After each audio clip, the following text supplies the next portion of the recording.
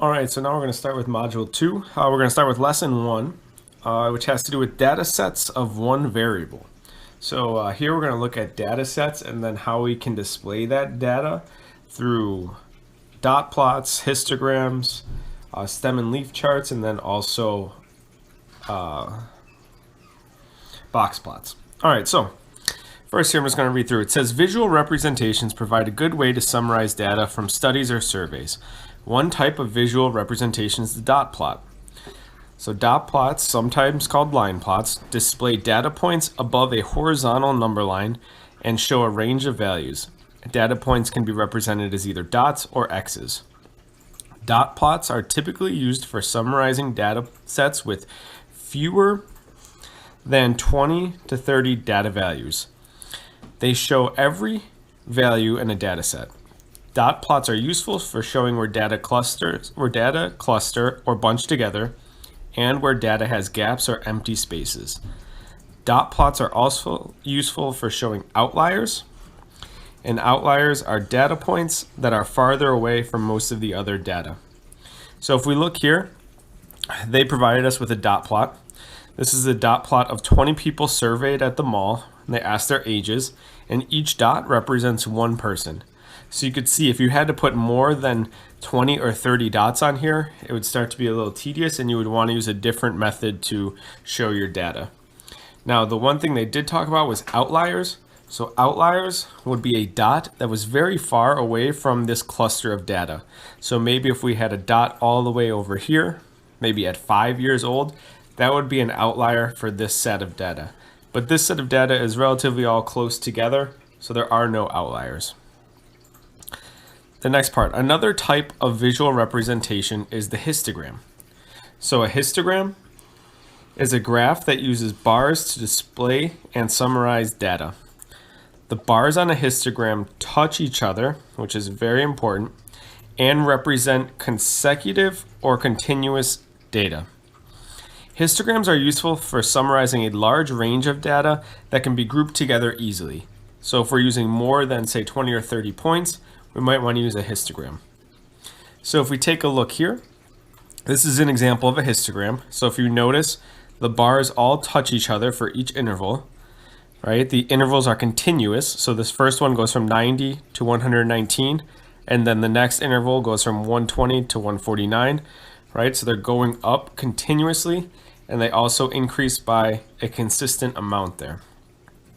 Now, it says, for a science experiment, students in Mr. Gorman's class timed how long it took rats to walk through a maze. The histogram below shows the times and seconds it took for the rats to walk through the maze. Then it asks us, the question says, what fraction of rats took fewer than 180 seconds to walk through the maze? So if we want to know fewer than 180 seconds, we first have to find the total number of rats, and then we'll find those that were less than 180. So if we look at the total number, we can look on the y-axis here and see what each bar represents. So this first interval here is 1 rat. This second interval that we have data for is 4. The third one here goes up to 2. This one goes up to 7. And the last one is 1. So if we wanted to find the total, we would add these all up. So 1 plus 4 is 5, plus 2 is 7, plus another 7 is 14, and plus 1 is 15. So if we need to write our fraction now, we know the denominator, or the total number of rats, was 15. And if we want to find what fraction of rats took fewer than 180 seconds, we're looking for the rats that were any of the intervals that were below 180, which would be these two here. So we add 1 and 4 together, and we'll find that the fraction that took fewer than 180 seconds is 5 over 15. Then 5 over 15, all right, could also simplify down to 1/3. So that would be the answer to this sample question here. All right, so now we're going to move over to box plots. So when we're taking a look at box plots, I'm actually going to do a little bit of work that's not on this lesson here, just because I don't think they give you a good idea of how to really find the box plot and then what it represents. But first, we're going to go through some definitions. So it says people who use statistics often find it valuable to divide data into fourths. When data are divided this way, the divisions between groups are called quartiles. So notice the word quartiles, right? Looks like quarters, which is 1/4. So the first quartile is the median of the lower half of the data. The second quartile is the median of all the data. The third quartile is the median of the upper half of the data. And then also we have the interquartile range, which is the range between the third and the first quartile, or the difference between the first and the third quartile. One type of data display that uses quartiles is the box plot. So the box plot is going to use a 5-number summary. So when we use 5 numbers when we talk about the box plot, we use the minimum value, the first quartile, the median or the second quartile, the third quartile, and the maximum or the fourth quartile. So, or sorry, just the maximum, not the fourth quartile. So now what we're going to do is take a look at a set of data. So I've come up with this set here, right? So this is the hours of work that students are doing at home. So we have 1, 2, 4, 6, 7, 7, 8. So these are different students and how long they're working at home. So the first step is to always make sure your data is in order from smallest to largest, right? So we're increasing from 1 all the way up to 8. And then we want to find our 5-number summary. So the things we're looking for are the minimum, the first quartile, the second quartile, which is also the median, the third quartile, and then the maximum. So these are the 5 numbers that are important to us when creating a box plot. So to start right away, we can find the minimum and maximum. Those are easy. Minimum is the smallest number, 1. Right? Our maximum is the largest number, 8. Now to find the different quartiles, we want to start by finding the median. So the median is our middle piece of data here. So to find the middle piece of data, right, we have to count how many pieces we have. So we have 1, 2, 3, 4, 5, 6, 7, 8, 9, 10 pieces of data. So that means that the middle piece, if we want to find the median, we take that 10 and we cut it in half, which will give us 5. And that shows that there's 5 numbers before the median and 5 numbers after. So what we can do is count to the 5th number. So 1, 2, 3, 4, 5. And know that the median is going to be right in between these two numbers here. So what's in between 6 and 6? Well, we'll find that that is just 6. The other way you could find this median is add these two together. So 6 plus 6 and divide it by 2. So 6 plus 6, right, is 12 divided by 2. 12 divided by 2 gives us 6. So our median is 6. Now previously, you might have done it another way, which is also fine. If you were to cross off, say, one number at the beginning and then one at the end, you'd still end up in the same place. So if I started by saying crossing off 1 and then 8, 2 and 7, 2, 7, 4 and 7, we'd be left with these two numbers in the middle that we would have to then find the middle of. Now, to find the first quartile, we're looking just at this first half of data that I'm going to put a box around kind of in green. And we want to find the median of this first half of data. So if we take a look, we're looking for the middle number here. So again, if we wanted to cross them off, we cross off 1 and 6, 2 and 4. And we'd find that the median here of the first quartile is 2. Then, if we continue to do the same thing, but with our second quartile, let's put a nice little pink box around that. If we cross off the first number 6, and then 8, 7, and 7, the median here is 7. So now we have our 5 numbers, right? Our 5-number summary that we were looking for. So again, we have our minimum, which is 1, our first quartile, which ends at 2, the second quartile or the median, which is 6, third quartile, which goes to 7, and the maximum at 8. So now at this point, what we would do is draw a number line, right? So we need to have a number line that's going to go from at least 1 to 8. So I'll start with 0, 1, 2, 3, 4, 5, 6, 7, 8, 9, 10, right? We can go 11, 12 just to make it all sit there.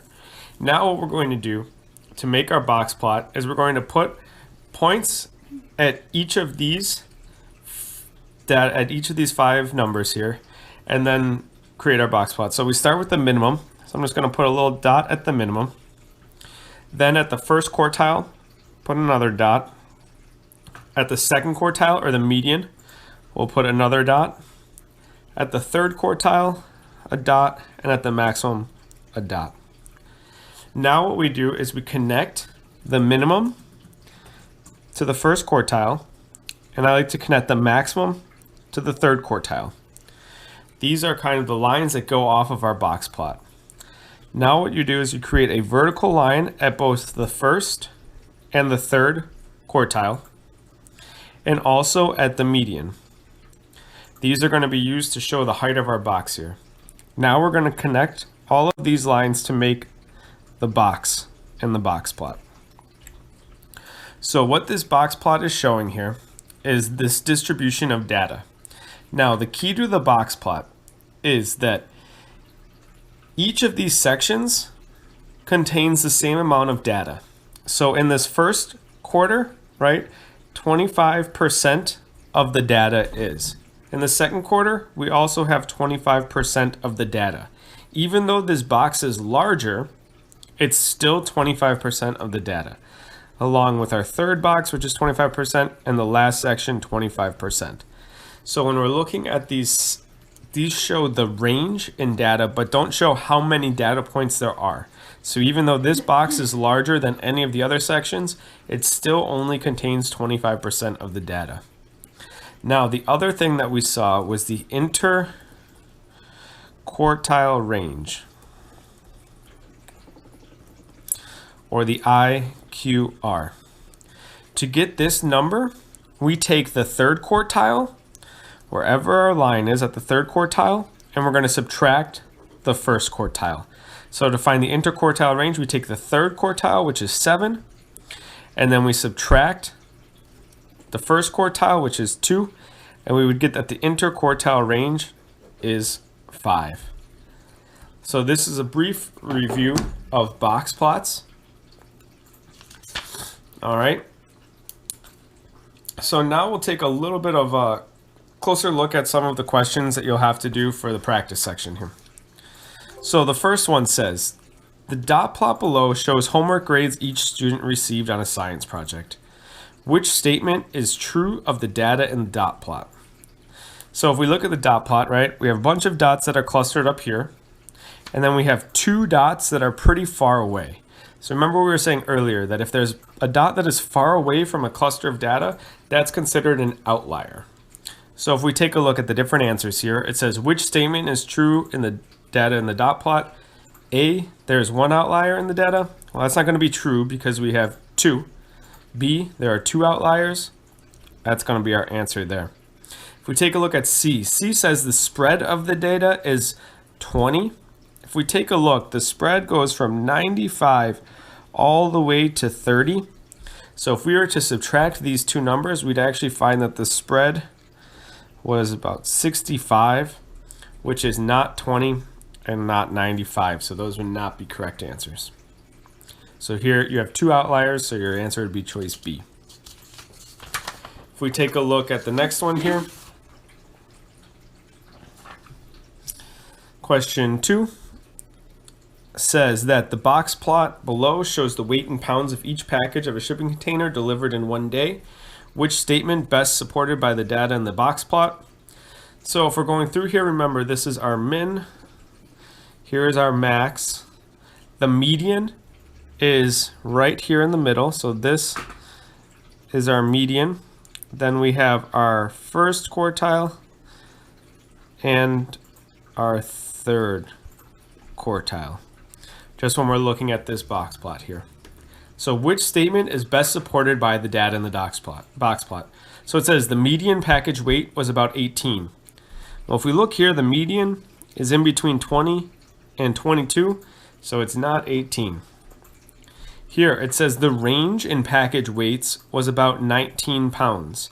So if we want to find the range, right, our range would be the maximum minus the minimum.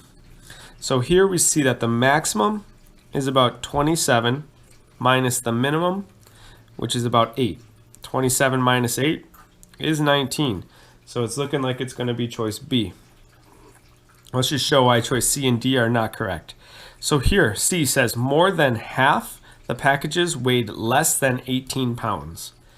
So here's 18, and this is only the first quartile, which means that we only have one section here, which is 25% of the packages. So even though this is a big section, it's only 25%, which is not more than half. Then here it says about 1/4 of the packages weighed between 21 and 27 pounds. So that would be from here to here. This is 1/4. That's not true because here from 21 to 27, we actually have two sections, which are each 25%. So that would be 1/2 of the packages there, not about 1/4. So again, it was choice B. Looking at question 3, it says, Zoe gathered information on annual car insurance rates in her area. These data are shown in the box plot below. So we have the average car insurance rates. So again, we have our minimum, the first quartile, third quartile, median, and maximum. So which amount is closest to the interquartile range? So remember, the interquartile range is equal to the third quartile minus the first quartile. So if we're looking for the interquartile range here, we have to find the third quartile. So if we're looking here, this comes down to about halfway between 1,200 and this line here, which is 1,300.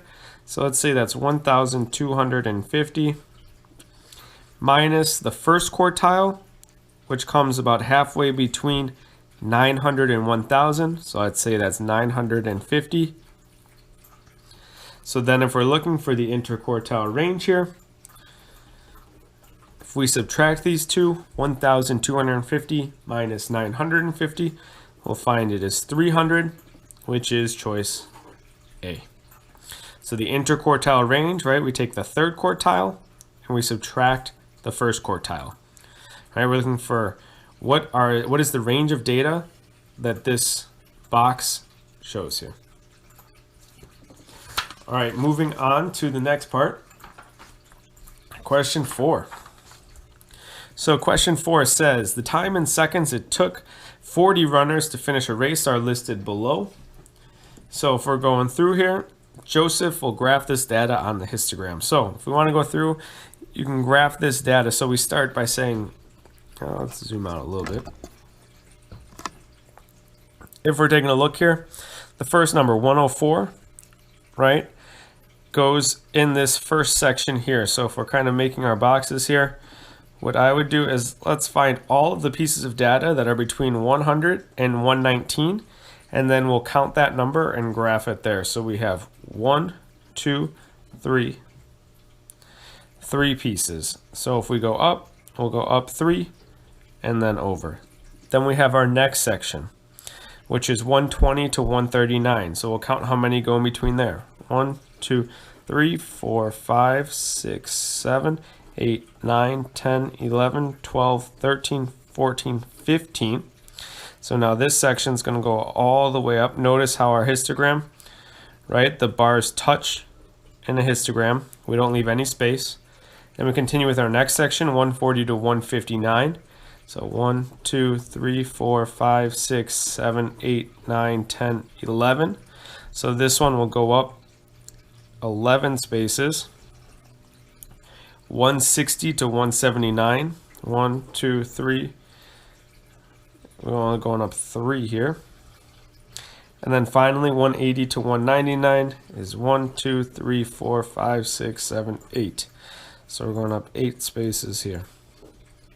So if we take a look, it says, which statement must be true of this histogram?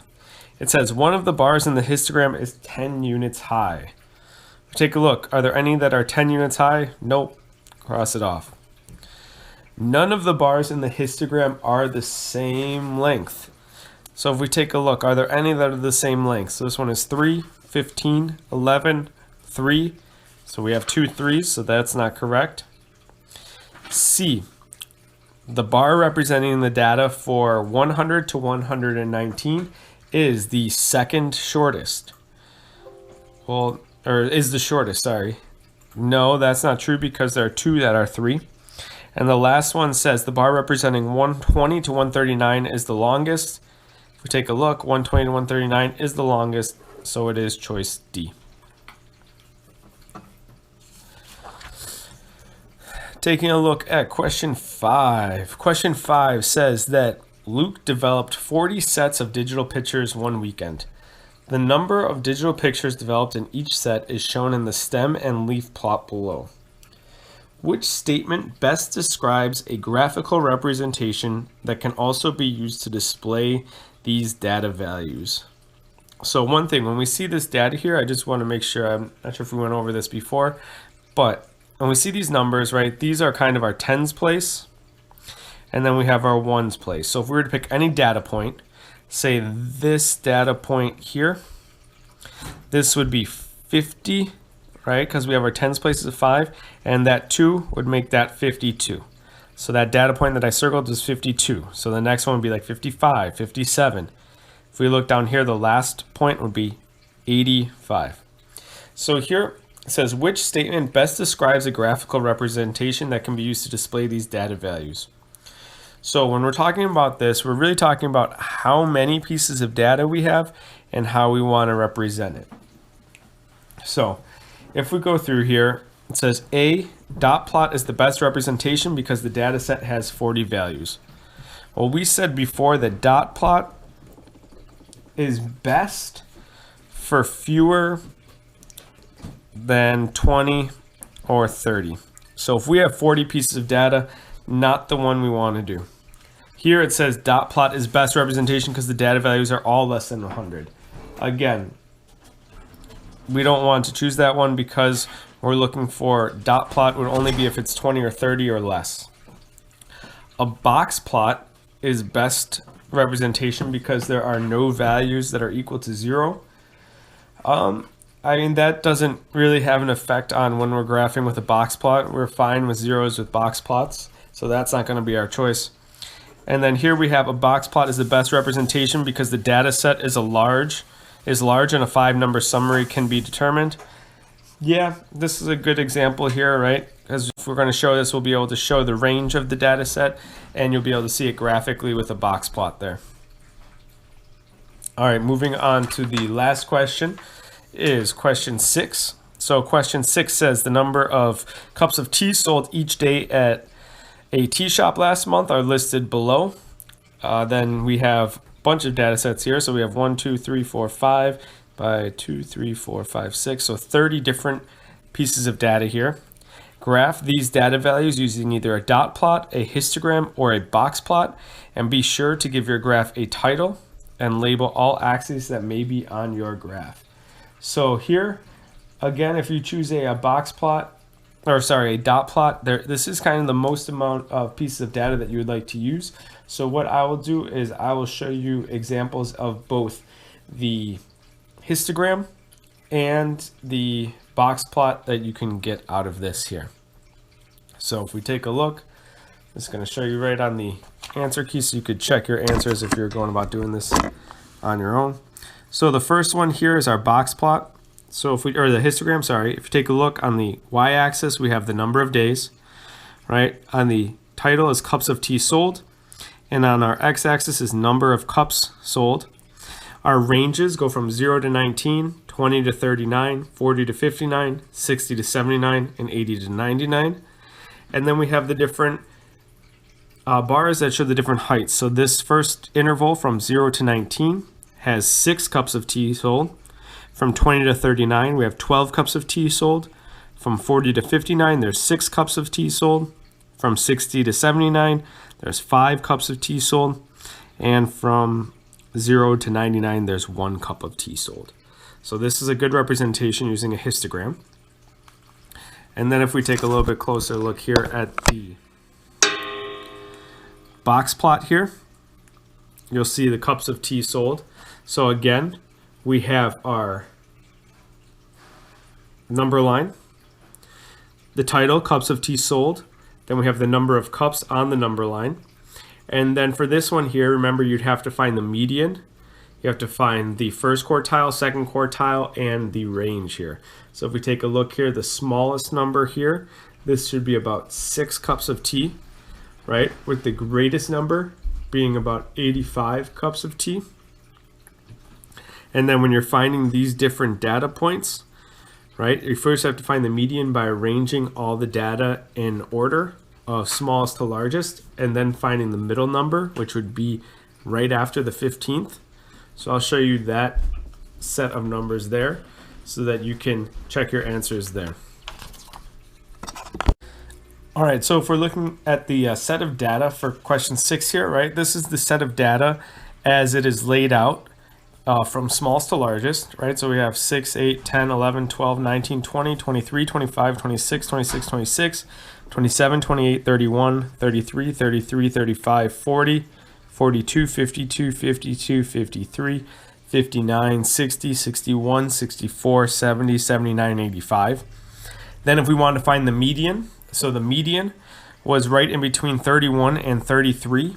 So to find in between 31 and 33, we add them together and then divide by 2. And that's where we get our median, right, which is the second quartile, is equal to 32. Then we find our first quartile by finding the median of the first set of data. So the first quartile was equal to 23. This is right in the middle of this set of data. And then with our second half of data, the third quartile is represented by the number 53. And then if we're looking for the min, the smallest number was 6, and the max was equal to 85. So if we go back and look at our box plot here, right? Again, the minimum 6, first quartile is at 21, the median's at 32, third quartile at 53, and maximum at 85, right? So if you're going through, make sure you set up your data in terms of smallest to largest, and then find your medians, and then write down your different 5-number summary. And then again, if we wanted to find the interquartile range, right, the IQR, we subtract the third, so 53, and we subtract from it the first, 23, and we'd find that the interquartile range for this set of data would be 30. All right, so this is it for lesson 1 in module 2, and keep a lookout for module 2, lesson 2.